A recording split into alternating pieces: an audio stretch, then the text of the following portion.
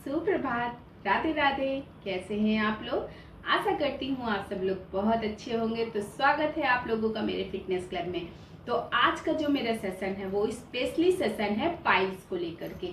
Piles को लेकर के हमारी कंट्री में, हमारे भारत देश में बहुत सारे लोग परेशान हैं। इवन 100 में से 50 लोग पाइल्स की प्रॉब्लम से जूझ रहे हैं, यानी जिसको हम बवासीर भी कहते हैं। ये प्रॉब्लम क्यों होती है, क्यों शुरू होती है हमारे शरीर में? ये जब हमको कॉन्स्टिपेशन शुरू हो जाता है, यानी हमें कब्ज की शिकायत रहने लगती है, तो कब्ज की शिकायत धीरे धीरे रहते रहते वही आगे चल के पाइल्स में चेंज हो जाती है। अब पाइल्स है क्या? पाइल्स वो है जहां से हम मल त्याग करते हैं। तो जब हमें कॉन्स्टिपेशन होता है, तो जब हम सुबह मल त्याग करते हैं तो उस समय पे हमारा मल बहुत ही टाइट आने लग जाता है, जिसकी वजह से जब रोज रोज रोज रोज हमें टाइट मल त्याग करेंगे हम लोग, तो हमारा जो गुदा मार्ग होता है वो धीरे धीरे एकदम टाइट हो जाता है और वहां पे पाइल्स की प्रॉब्लम वहां से शुरू होने लग जाती है। तो सबसे पहले आपको ध्यान देना होगा कि आपको जो कॉन्स्टिपेशन की प्रॉब्लम है वो ज्यादा ना बढ़ने पाए, और उसको शुरुआत में ही आप लोग ध्यान दीजिए और रोक दीजिए। और जिनको पाइल्स है, बवासीर है, तो वो कुछ योगासन मैं बताऊंगी जिनको करने मात्र से उनका पाइल्स कुछ ही दिनों में धीरे धीरे ठीक हो जाएगा। लेकिन उसके लिए सबसे पहले आपको जो ध्यान देने योग्य बातें हैं वो कुछ टिप्स है कि आपको जिनको भी पाइल्स की यानी बवासीर की प्रॉब्लम है उनको सबसे पहले ज्यादा से ज्यादा पानी पीना है। लिक्विड वाली चीजें लेनी है, जूस हो गए और पानी हो गया, जितना आप ले सकते हैं उतना मात्रा में आपको लेना है। इसके बाद आपको ज्यादा से ज्यादा फल खाने हैं, मौसमी फल, जैसे जामुन हो गया, संतरे हो गए, नाशपाती हो गई, पपीता हो गया। इस तरीके के फल आपको ज्यादा से ज्यादा खाना है। और जिनको बहुत ज्यादा कॉन्स्टिपेशन की शिकायत रहती है वो ईसबगोल की भूसी ले सकते हैं। ईसबगोल की भूसी को गुनगुने पानी के साथ शाम को सोने से पहले वो ले लेंगे, तो इससे उनको काफी हद तक कॉन्स्टिपेशन की प्रॉब्लम से निजात मिल जाएगी। और जब उनका कॉन्स्टिपेशन धीरे धीरे ठीक होने लगेगा तो वो इसको लेना बंद कर दें, क्योंकि ईसबगोल की भूसी कॉन्स्टिपेशन के लिए बहुत ही अच्छे तरीके से वर्क करती है। ये आपके अंदर जाकर के आपके अंदर जितना भी मल जमा हुआ है, जितना भी गंदगी जमा हुई है, उन सबको अपने साथ लेते हुए सुबह जब आप मल त्याग करते हैं वहां से बहुत ही अच्छे तरीके से निकाल देती है। आपके अंदर बिल्कुल आपको क्लीन कर देती है, जिससे कि आपको कॉन्स्टिपेशन नहीं रहेगा और आपको पाइल्स की प्रॉब्लम बिल्कुल भी नहीं होगी। और जिनको पाइल्स की प्रॉब्लम है उनको भी इससे धीरे धीरे निजात मिलने लग जाएगी। और एक सबसे इम्पोर्टेंट बात वो ये है कि आपको बिल्कुल भी तला भुजा मिर्च मसाले वाला खाना नहीं खाना है। ये तो हो गया आपका एक पार्ट जो आपको खाने के साथ परहेज के साथ साथ करना है। और दूसरा पार्ट योगासन। मैं आपको कुछ योगासन ऐसे बताऊंगी जिनको करने से और अपनी डाइट पे ध्यान देने से, ये दोनों का बैलेंस जब आप बनाकर चलते हैं तो आपको 8 से 10 दिनों के अंदर ही इसका फायदा नजर आने लग जाएगा। क्योंकि जब जो पाइल्स की प्रॉब्लम है वो गुदा मार्ग से ही शुरू होती है, गुदा मार्ग पे ही होती है। गुदा मार्ग पे एक मस्से की तरह बाहर आ जाना, यानी मांस का बाहर आ जाना, जो बहुत ही पेनफुल होता है, बहुत ही कष्टकारक होता है। जिसको पाइल्स की प्रॉब्लम है, बवासीर की प्रॉब्लम है, आप उससे पूछिए, उसको ही इसका पेन पता है। तो चलिए आज मैं इससे आपको निजात दिलाने के लिए योगासन बता रही हूँ, और साथ ही साथ जो मैंने डाइट बताई है उसका भी पूरा पूरा ख्याल रखिएगा, तो आप बिल्कुल बहुत अच्छे तरीके से स्वस्थ हो जाएंगे। तो चलिए हम शुरू करते हैं। इसके लिए सबसे पहले आपको वज्रासन में आ जाना है। वज्रासन के लिए आपको इस तरीके से वज्रासन में बैठ जाना है। वज्रासन हमारे पाचन तंत्र के लिए, हमारी पाचन क्रिया के लिए बहुत ही अच्छा आसन है, क्योंकि जब हम वज्रासन में बैठते हैं तो हमारा जो पाचन तंत्र है वो बहुत ही सुचारू रूप से काम करने लग जाता है, और हमने जो भी खाना खाया हुआ है, जो भी चीजें हमने खाई हुई है, वो बहुत ही अच्छी तरीके से डाइजेस्ट होने लग जाती है और हमें कॉन्स्टिपेशन की समस्या से निजात मिलने लग जाती है। तो इसको वज्रासन को आपको कम से कम 5 मिनट तक जरूर बैठना है।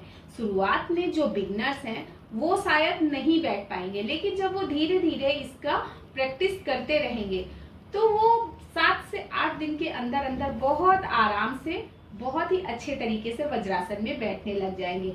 आप जब भी खाना खाइए, चाहे वो लंच करिए या फिर डिनर कीजिए, उसके बाद आप एक नियम में रख लीजिए, रूटीन में बना लीजिए कि आपको वज्रासन में 5 मिनट तक बैठना ही बैठना है। आपको मैं यकीन दिलाती हूँ, लाइफ टाइम कभी भी डाइजेशन को लेकर के कोई प्रॉब्लम नहीं होगी। एक तो सुबह जब आपको उठना है, उस समय जब आप योगासन कर रहे होंगे तब भी आपको 5 मिनट वज्रासन में बैठना है, और इसके बाद जब आप लंच करेंगे या ब्रेकफास्ट करेंगे या लंच करेंगे या डिनर करेंगे, इसके बाद भी तुरंत बाद आपको 5 मिनट तक वज्रासन में इस तरीके से जरूर बैठना है और अपनी ब्रीथ पे ध्यान देना है कि आप कैसे ब्रीथ को अपनी इनहेल कर रहे हैं, एक्सहेल कर रहे हैं। इसका मतलब ये नहीं है कि आपको 5 मिनट वज्रासन में बैठना है तो आप मोबाइल चला रहे हैं, टीवी देख रहे हैं, नहीं। आपको पूरा पूरा ध्यान अपनी स्थिति पे, अपने योगासन पे, अपने योगा अभ्यास पे ही लगाना है। आपको बैठकर अपनी ब्रीथ के इनहेल और एक्सहेल पे ध्यान देना है।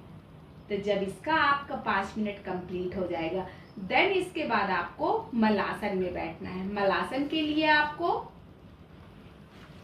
इस तरीके से पैरों को फैलाते हुए बैठ जाना है और अपने हाथों को इस तरीके से जोड़ते हुए इस स्थिति में आना है। ये आसन आपके कॉन्स्टिपेशन के लिए इतना अच्छा आसन है क्योंकि इसका तो नाम ही मलासन है, यानी आपके मल से रिलेटेड ये आसन काम करता है। यानी आपके अंदर जितना भी मल है, जितनी भी गंदगी है, वो सब कुछ ये बाहर निकाल देता है। ये आसन इतना अच्छा है, ये आपकी कॉन्स्टिपेशन को, आपकी कब्ज की समस्या को जड़ से खत्म करता है। तो इस आसन को भी आपको कम से कम 4 बार करना ही करना है और हर एक बार में कम से कम आपको 1 मिनट तक होल्ड करना है। ये आसन बहुत ही अच्छा है, इसको आप जरूर अपनी डेली रूटीन में शामिल कीजिए।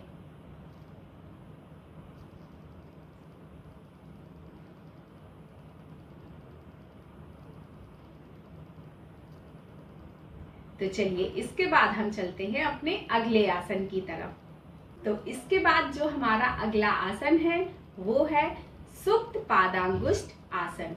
उसके लिए हमें सीधा बिल्कुल लेट जाना है और जब हम सीधा लेट जाएंगे तो इसके बाद हमें अपने पैरों को इस तरीके से एक पैर को ऊपर उठाते हुए लाना है।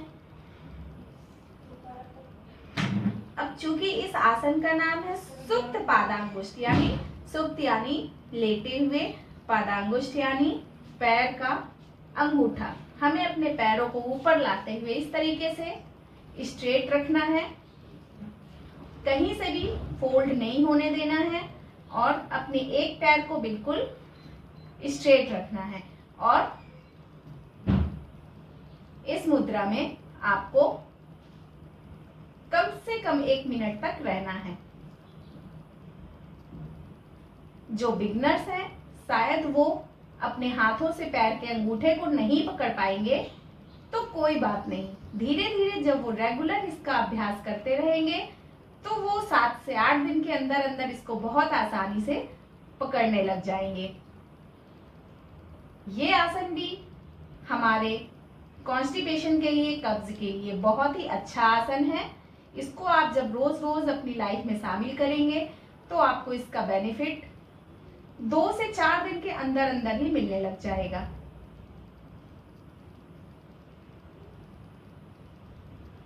इसके बाद सेम प्रक्रिया हम दूसरे पैर के साथ भी करेंगे। इसको भी हमें पूरा स्ट्रेट रखना है, कहीं से भी फोल्ड नहीं करना है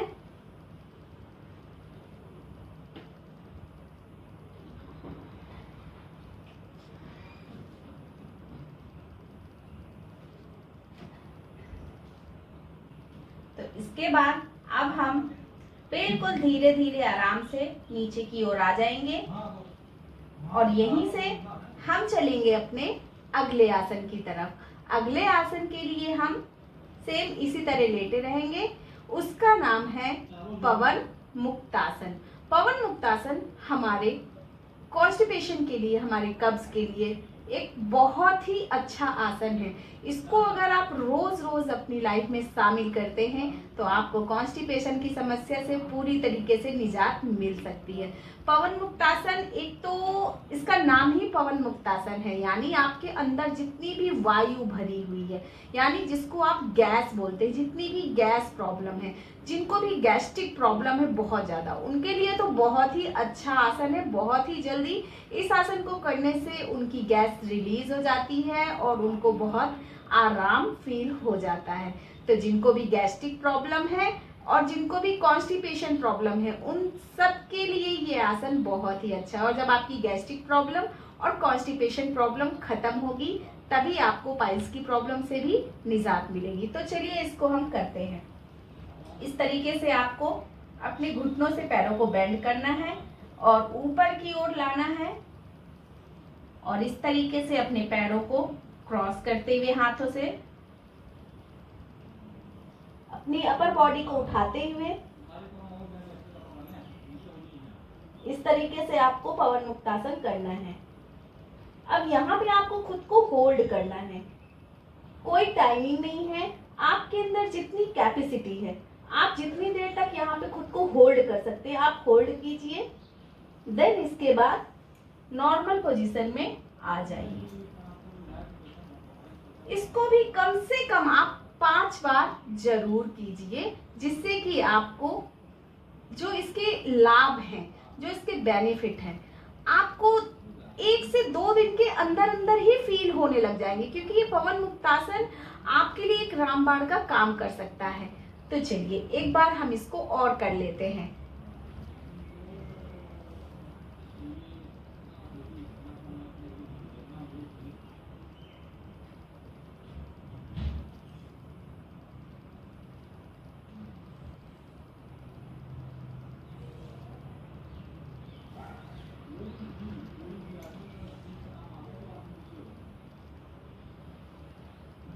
तो जब आपका ये कंप्लीट हो जाएगा देन इसके बाद हम चलते हैं विपरीत करनी आसन की तरफ। यानी ये पूरा विपरीत करनी आसन नहीं है, लेकिन हम उसी का ही पार्ट इस आसन को कह सकते हैं। इसके लिए हमें अपने पैरों को धीरे धीरे ऊपर की ओर लाना है और इस तरीके से स्ट्रेट कर लेना है और यहाँ पे खुद को 30 सेकेंड तक होल्ड करना है। ये आसन भी आपके कॉन्स्टिपेशन और कब्ज के लिए बहुत अच्छा है, क्योंकि जब आपका कॉन्स्टिपेशन और कब्ज ठीक होगा तभी आपकी पाइल्स जड़ से जा पाएगी।